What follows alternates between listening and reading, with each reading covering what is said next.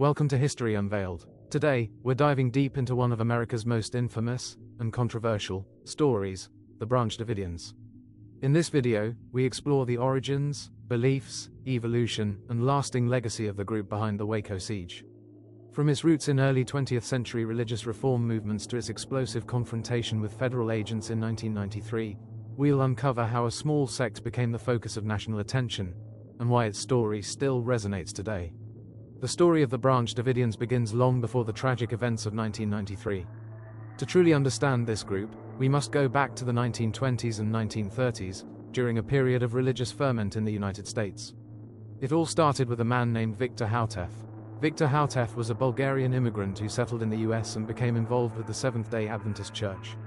Like many in that era, he was deeply influenced by the millenarian ideas, the belief that the end times were near and that dramatic events would soon transform the world. In 1929, Houteff published a series of tracts known as The Shepherd's Rod. In these writings, he called for a reformation within the Adventist Church, arguing that its leaders had strayed from the true prophetic vision of the Bible.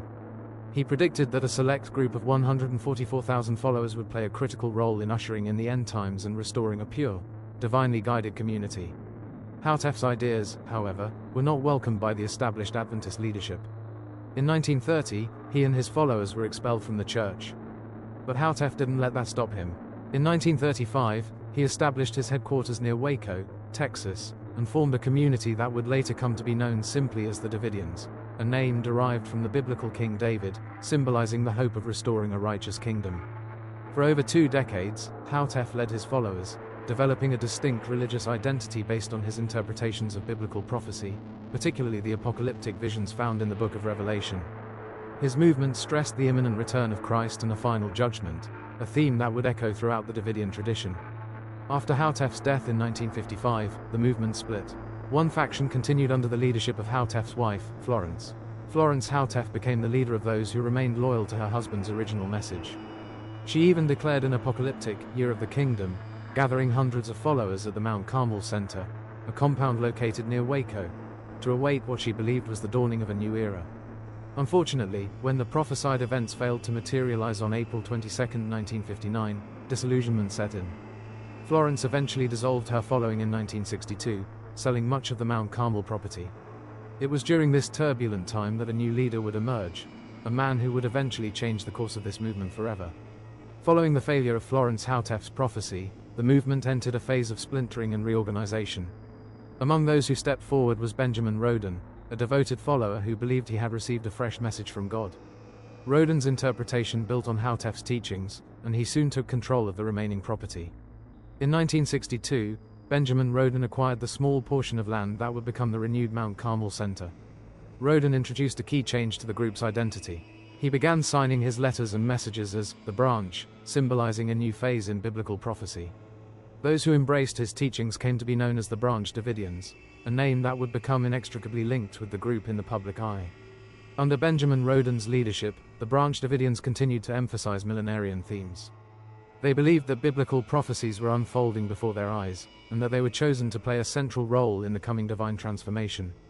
However, even within this reformed community, divisions persisted. After Benjamin Roden's death in 1978, leadership was contested. Roden's wife, Lois Roden, assumed the role of prophetess and continued to guide the group. Yet not everyone agreed with her authority.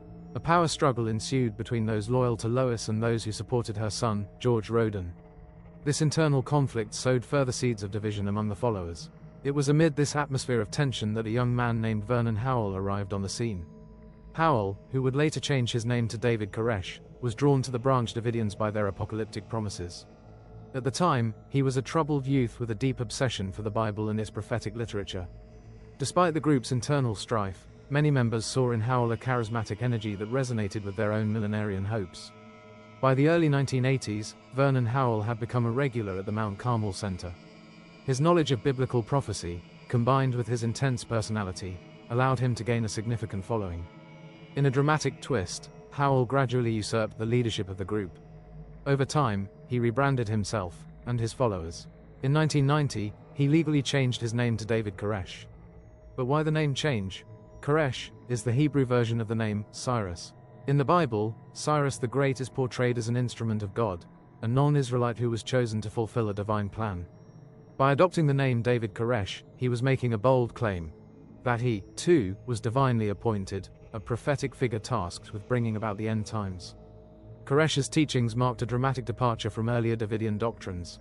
While the original message of Victor Houtef focused on Reformation and the imminent return of Christ, Koresh expanded and altered these ideas. He claimed that the 7 seals mentioned in the book of Revelation had been unlocked, and that he was the only one capable of interpreting them. According to Koresh, this sacred knowledge gave him the authority to establish a new lineage of children of God. One of the most controversial aspects of Koresh's leadership was his practice of spiritual marriages. He began taking multiple wives, including girls as young as 12, in what he described as a divine mandate. Koresh believed that through these unions, he would father a generation of children destined to play a crucial role in the coming apocalypse. To many outside observers, this behavior was nothing short of exploitation and abuse. Critics and former members accused him of sexual predation and manipulation, yet for his loyal followers, Koresh's claims were a source of both awe and hope. Under Koresh's rule, the Branch Davidians transformed into a highly centralized, authoritarian community. The Mount Carmel compound became not only a place of worship and communal living but also a heavily fortified compound. Koresh's teachings now included vivid imagery of an impending final battle, a cataclysm in which his followers would play a heroic role against the forces of evil. This new doctrine would soon have far-reaching, and ultimately tragic, consequences. At its core, the Branch Davidian movement was steeped in apocalypticism, a belief that the end of the world was imminent and that a divine battle was on the horizon. Their worldview was a mixture of traditional Seventh-day Adventist teachings and Koresh's radical reinterpretations. Central to their belief was the interpretation of the Book of Revelation. Koresh taught that the 7 seals prophesied in Revelation had been, or were in the process of being, opened. Unlike mainstream Christianity, which identifies the Lamb in Revelation with Jesus Christ, Koresh claimed that he himself was the true Lamb of God.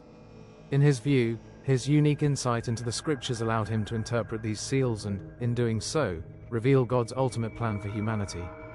In addition, Koresh introduced the doctrine of the new light. This teaching posited that his revelations superseded previous interpretations of scripture. He argued that he was the divinely chosen instrument through which God would establish a new order, a new lineage of righteous believers who would inherit the earth once the final judgment came. Beyond these radical theological claims, the Branch Davidians under Koresh also embraced a lifestyle that was markedly separatist. They lived communally at the Mount Carmel compound, intentionally isolating themselves from what they perceived as a corrupt and decadent outside world. They maintained strict control over all aspects of life, from the distribution of food and resources to interpersonal relationships. Every member was expected to conform to Koresh's vision of a pure, disciplined community, a group that was both spiritually and physically fortified against the forces of modern society. It's important to note that while many outsiders dismiss groups like the Branch Davidians as cults, scholars of religion prefer to refer to them as new religious movements.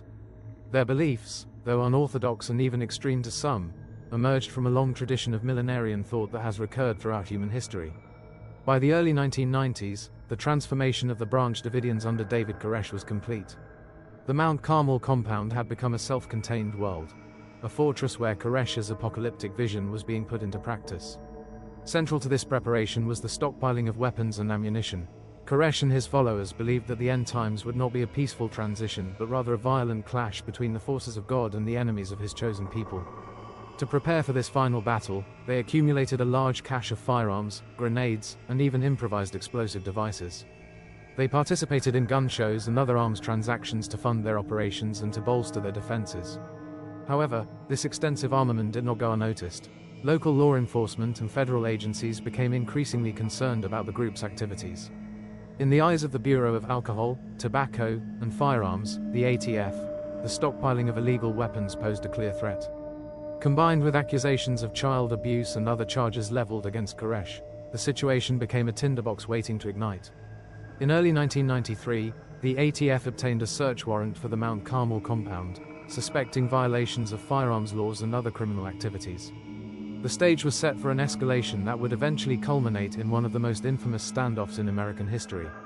On February 28, 1993, at dawn, the situation at Mount Carmel reached a boiling point. Approximately 100 ATF agents, armed and determined, raided the compound near Waco, Texas. The search warrant, intended to address suspected illegal weapons activities and allegations of child abuse, triggered an immediate and violent response from the heavily armed Branch Davidians. In the ensuing gunfight, the situation quickly spiraled out of control. Both sides traded fire in what would become known as the First Mount Carmel shootout. In the chaos, 4 ATF agents lost their lives, and at least 6 Branch Davidians were killed during the initial confrontation. Although accounts differ on who fired the first shot, the violence set the stage for what was to become a 51-day siege. As the gunfire subsided, the ATF and, soon after, the FBI took control of the situation. The compound was surrounded by law enforcement, and negotiations began in earnest.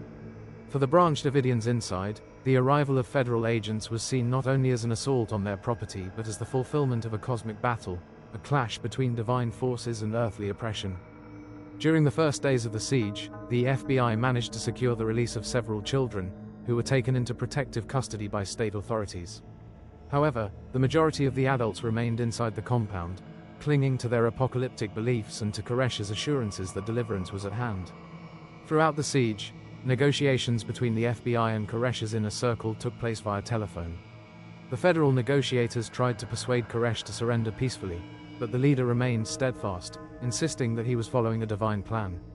In his communications, Koresh referenced biblical prophecies and promised that a manuscript revealing his interpretation of the 7 seals would soon be completed. He assured his followers that their fate was intertwined with the unfolding of God's ultimate judgment. What followed was a protracted standoff that lasted for 51 agonizing days, a period marked by intense negotiations, psychological warfare, and the slow, creeping pressure of government tactics. The FBI, now in charge of the operation, employed an array of measures to break the will of the Branch Davidians inside. One of the tactics was the use of loudspeakers broadcasting messages and recordings into the compound, intended to disrupt sleep and induce stress. The agents also cut off utilities such as water and power, forcing those inside to rely on dwindling resources. As the days turned into weeks, both sides endured extreme pressure. The Branch Davidians held on to their belief that they were living in the last days, while federal agents grew increasingly impatient with what they saw as a standoff that risked further loss of life. Despite several moments when it appeared that a peaceful resolution might be within reach, such as when Koresh proposed that his followers would come out after he finished his manuscript, the deadlock persisted. Negotiations were further complicated by the FBI's decision to limit communications, effectively isolating the Branch Davidians from the outside world. The group's deeply entrenched apocalyptic beliefs only hardened their resolve. For many, surrendering was tantamount to abandoning a divinely ordained mission. Inside the compound, the atmosphere was one of tension and fatalistic expectation. Some members began to question whether escape was possible, while others clung desperately to Koresh's words. His messages, often cryptic and laden with biblical symbolism, served to reinforce the idea that they were part of an epic struggle between the forces of light and darkness. This period of siege, broadcast live on national television, captured the imagination of the American public. Debates raged about government overreach, the right to religious freedom, and the extent to which law enforcement should intervene in matters of faith.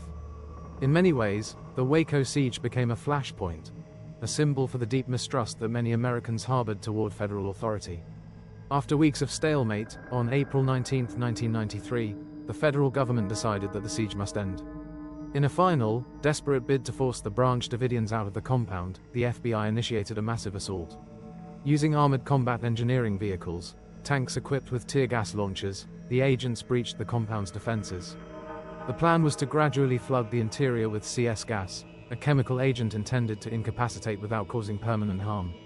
However, as the gas was pumped into the building, things took an unexpected and catastrophic turn.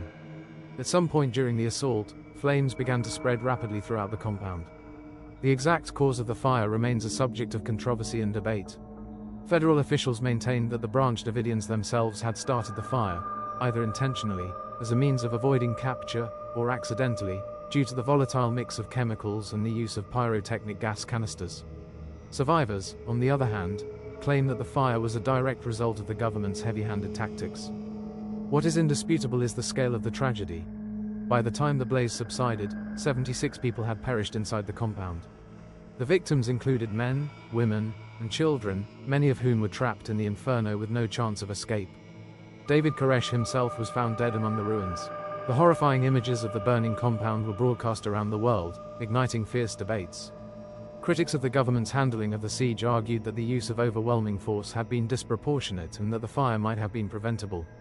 Supporters contended that the Branch Davidians had brought the catastrophe upon themselves by refusing to surrender. In the aftermath of the fire, multiple investigations were launched. The U.S. Department of Justice, along with independent commissions, examined the events leading up to the blaze. While some government reports exonerated federal agents of any direct responsibility for starting the fire, many questions lingered. Among these was the issue of whether the government's use of pyrotechnic rounds, a fact that only emerged later, had contributed to the fire's intensity. In the wake of the Waco tragedy, the Branch Davidians were forever etched into American history. The immediate aftermath was one of chaos, sorrow, and intense scrutiny. Survivors and family members of those who died began to seek answers and accountability from the government. A federal grand jury indicted 12 surviving Branch Davidians on charges ranging from conspiracy to murder to unlawful possession and use of firearms. The trials were lengthy and complex, reflecting the highly charged nature of the events. Ultimately, several of the defendants were convicted on lesser charges such as voluntary manslaughter and firearms offenses, while others were acquitted. By 2007, all of the surviving Branch Davidians had been released from prison. In addition to the criminal proceedings, numerous civil lawsuits were filed against the United States government, federal officials, and even state entities. Plaintiffs alleged that excessive force and gross mismanagement had led to the unnecessary loss of life. However, most of these claims were dismissed by the courts on legal grounds, leaving many families with little recourse. The legal and public fallout from Waco also fueled conspiracy theories. Some critics argued that the federal government had deliberately provoked the incident or even set the compound on fire. High-profile figures in the anti-government and militia movements cited Waco as proof of federal tyranny and became mobilized around the incident. In fact, the tragic events at Waco would later be linked by extremist groups to other acts of domestic terrorism, most notably the Oklahoma City bombing in 1995. The legacy of the Branch Davidians and the Waco siege is complex and multifaceted. For many, Waco remains a symbol of the dangers of unchecked government power and the perils of extremist ideology. The images of the burning compound and the lives lost continue to haunt the collective memory of the nation. Today, small groups of Branch Davidians still exist, though they are a shadow of the once thriving community. Some survivors have reformed into groups that distance themselves from David Koresh's teachings, while others continue to adhere to his apocalyptic vision. The Mount Carmel property has been transformed over the years. In recent decades, parts of it have been turned into memorial parks and historical sites. Visitors come to pay their respects and to learn about the events that unfolded there, often through guided tours, exhibits, and first-hand accounts from survivors. The Waco siege has also had a lasting impact on law enforcement and government policy. In the years following the tragedy, federal agencies undertook significant reforms in how they handle sieges and standoffs. There was a renewed focus on negotiation techniques, crisis intervention, and the use of less lethal methods to resolve such conflicts. Yet, the debate over the appropriate balance between public safety and the protection of civil liberties endures. Culturally, Waco has permeated literature, film, and television. Documentaries such as Waco, The Rules of Engagement, and miniseries like Waco, American Apocalypse have revisited the events with new insights and sometimes controversial perspectives. Books by scholars such as Kenneth G.C. Newport and John Gordon Melton provide detailed historical and theological analyses, challenging both the official narrative and the more extreme interpretations. Furthermore, Waco became a rallying cry for anti-government groups and conspiracy theorists. Figures like Timothy McVeigh, whose actions in Oklahoma City were partly motivated by Waco, cited the siege as a pivotal moment in the disillusionment with federal authority. Today, debates about government surveillance, the right to bear arms, and religious freedom often reference Waco as a cautionary tale. No discussion of the Branch Davidians and the Waco siege would be complete without addressing the controversies that continue to swirl around these events. One of the central questions remains: who, or what, was truly responsible for the tragic end? On one hand, federal officials have maintained that the Branch Davidians brought the fire upon themselves. According to this view, the intense heat, the use of flammable CS gas, and the actions of some members inside the compound created conditions in which a fire was inevitable. Investigations by the Department of Justice and reports from congressional hearings concluded that, while mistakes were made in the handling of the siege, there was no evidence that federal agents intentionally set the compound ablaze. On the other hand, numerous survivors and critics of the government's tactics argue that the FBI's use of overwhelming force and aggressive methods contributed directly to the catastrophe. Eyewitness accounts, along with later revelations about the use of pyrotechnic gas canisters, have led some to claim that the government's actions were reckless, or even part of a deliberate plan to end the standoff violently. Adding to the confusion are the conspiracy theories that emerged almost immediately after the siege. Some claim that the federal government has systematically covered up evidence, that hidden, black helicopters and unmarked vehicles were involved, and that the tragedy was part of a broader plan to suppress dissident groups in the United States. While these theories remain highly controversial and lack conclusive evidence, they have undeniably shaped public perception and continue to be a topic of debate in political and cultural discourse. Beyond the immediate tragedy, the story of the Branch Davidians raises broader questions about religious freedom and the limits of state power in the United States. The First Amendment guarantees the right to free exercise of religion, yet what happens when a group's practices and beliefs lead them to defy societal norms and pose a potential threat to public safety? The Waco siege forced Americans, and policymakers, to confront a difficult dilemma. How does a democratic society balance individual liberties with the need to maintain law and order? For the Branch Davidians, their religious fervor was a source of both inspiration and isolation. Their belief that they were chosen by God to play a central role in the final cosmic battle set them on a collision course with the modern state, a state that viewed their accumulation of arms and insular way of life with increasing alarm. This clash between a radical religious movement and federal authority has had lasting repercussions. In the years following Waco, many reform efforts were undertaken to improve negotiation strategies and to minimize the use of force in similar situations. Yet, for many who witnessed, or later learned about, the events at Mount Carmel, the tragedy remains a stark reminder of the potential costs when the state and radical belief systems collide. More than 30 years have passed since the tragic events of 1993, and the legacy of the Branch Davidians continues to evolve. Today, the descendants of the original group are scattered across the United States and even around the world. While the catastrophic siege at Mount Carmel remains a central chapter in their history, many survivors have sought to rebuild their lives and reinterpret their experiences in new ways. There are now several groups that claim heritage from the Branch Davidians. Some continue to hold tightly to Koresh's apocalyptic vision, while others have distanced themselves from his controversial teachings. For example, one group that operates on the historic Mount Carmel property calls itself, the Branch, the Lord Our Righteousness. Led by figures such as Charles Pace, a former Branch Davidian who rejects some of Koresh's doctrines, this group emphasizes a more moderate interpretation of the original teachings and focuses on maintaining the historical site as a place of remembrance and reflection. Meanwhile, other small factions of survivors and their descendants continue to meet and worship in private, seeking to honor their past without repeating the mistakes that led to tragedy. These groups often stress the importance of compassion, humility, and the lessons learned from the siege, both for themselves and for society at large. The site itself has transformed over the years.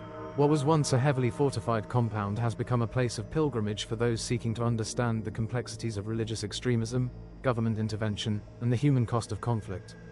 The Branch Davidian Memorial Park now stands as a solemn reminder of the lives lost and the deep divisions that continue to shape debates over religious freedom and state power.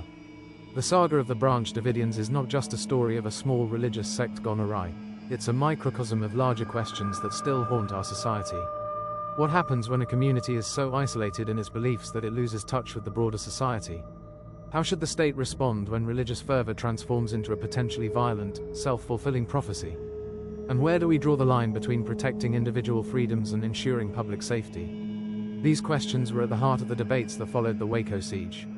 In the years since, government agencies have been forced to reckon with the lessons of Waco, reviewing and reforming their approaches to crisis negotiation, interagency cooperation, and the use of force. The incident sparked intense scrutiny of federal tactics and raised important issues about accountability and transparency in law enforcement operations. For many survivors and observers, Waco remains a powerful symbol, a reminder that even in a country founded on the principles of freedom and individual rights, the collision of radical belief and state power can have devastating consequences. The tragedy also serves as a warning against the dangers of extremism, whether it comes from the fringes of religious thought or the apparatus of government itself. As we reflect on the legacy of the Branch Davidians, we are reminded that history is not just a series of events in the past, it's a living conversation about who we are, what we believe, and how we choose to govern ourselves. The debates sparked by Waco continue today, influencing discussions on everything from gun control and counterterrorism to religious liberty and civil rights. The story of the Branch Davidians is a multifaceted one, filled with passion, belief, tragedy, and controversy. From the early days of Victor Houtef's prophetic writings and the turbulent reorganizations led by Benjamin and Lois Roden, to the dramatic transformation under David Koresh and the unforgettable tragedy at Waco, the legacy of this group continues to provoke reflection and debate. Today, as we remember the lives lost and the wounds that have yet to heal, we must ask ourselves, what lessons can we learn from this chapter in American history? How do we balance the right to religious freedom with the need to maintain a safe and orderly society? And how can we ensure that the mistakes of the past are not repeated in the future? While the Branch Davidians as they once existed may be gone, their story lives on, etched into the annals of American history and serving as a cautionary tale for generations to come. Thank you for watching this deep dive into the history of the Branch Davidians and the Waco siege. If you found this video informative, please give it a thumbs up, share it with others, and subscribe to History Unveiled for more in-depth historical analyses. Let us know in the comments what you think the enduring legacy of Waco is and how you believe it continues to shape our society today. Stay curious, and until next time, history awaits.